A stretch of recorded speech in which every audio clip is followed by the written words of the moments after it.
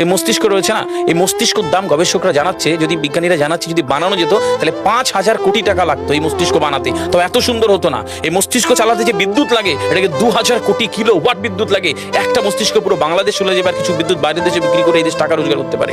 এই আপনি চিন্তা করেন যে শিরোপোষের এগুলো, একটা তারের হেডফোনকে পকেটে দেবেন আর বের করবেন, দেখবেন ছাড়াতে হচ্ছে, জুড়িয়ে জানা এই পুরো শরীরের মধ্যে এরকম জড়ানো পেছনে যত শিরা আছে না, এই শিরাগুলোকে বলা হয় খুলে খুলে রাখা হলে 11 একর জমি লাগতো, 11 একর জমি লাগতো। কেন ইমাজিন আমাদের মধ্যে কি রয়েছে, পুরো শরীরে 650টা মাংসপেশি রয়েছে, যা ইনস্ট্রাকশন দেবেন তাই করবে।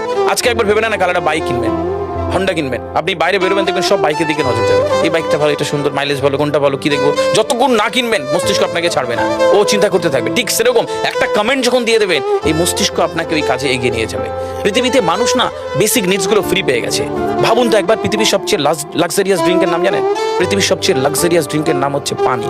পানি, জল। যদি 5,000 টাকা লিটার কিনতে হতো তাহলে মানব জাতি কয়দিন বাঁচতো? ফাইন, তো পৃথিবীর পানিকে ফ্রি করে দেওয়া হয়েছে।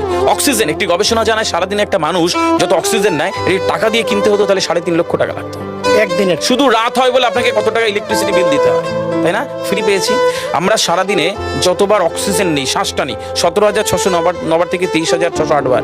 এই যার একবার দমের কষ্ট সে জানে একবার শ্বাস নিতে কত। তাহলে বেসিক নিডস গুলো তো ফ্রি, আর বাকি জিনিস আল্লাহ সুবহানাহু ওয়া তাআলা দিয়ে দিয়েছে। আপনার আমার জন্মের সময় সব দিয়েছে, একটা উইল পাওয়ার ঢুকিয়ে দিয়েছে, যেটাকে বাংলা ইচ্ছা শক্তি বলে। এই ইচ্ছা শক্তির বলে আপনি এখান থেকে বেরিয়ে কালো বলে চুরি ধরতে পারেন, আবার অভুক্ত মানুষকে একবেলা খাওয়াতে পারেন। এই দুটোর জন্য আপনার বিচার হবে আর আপনার জীবন একদিকে যাবে।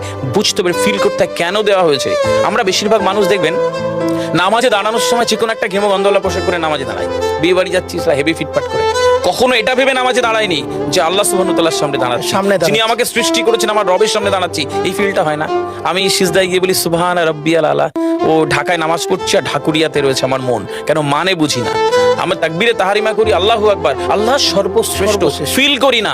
যখনই না ফিল করবেন তখন অনুভূতি আসবে না। সূরা জুমার আয়াত নাম্বার 9 খুব সম্ভবত আল্লাহ সুবহানাহু ওয়া তাআলা কোরআনে বলছে যে জানে আর সে জানে না, দুটো ব্যক্তি এক হতে পারে না। সুতরাং বুঝতে হবে। হাদিস শরীফে আমরা সবসময় পড়ি না যে শহীদের রক্তের তুলনায় জ্ঞানীর কলমের কালি অনেক বেশি মূল্যবান। কেন বলেছে? ফিল করতে হয়। এই ফিল যখন কেউ করবে তখন তার জীবনটা বদলে যাবে।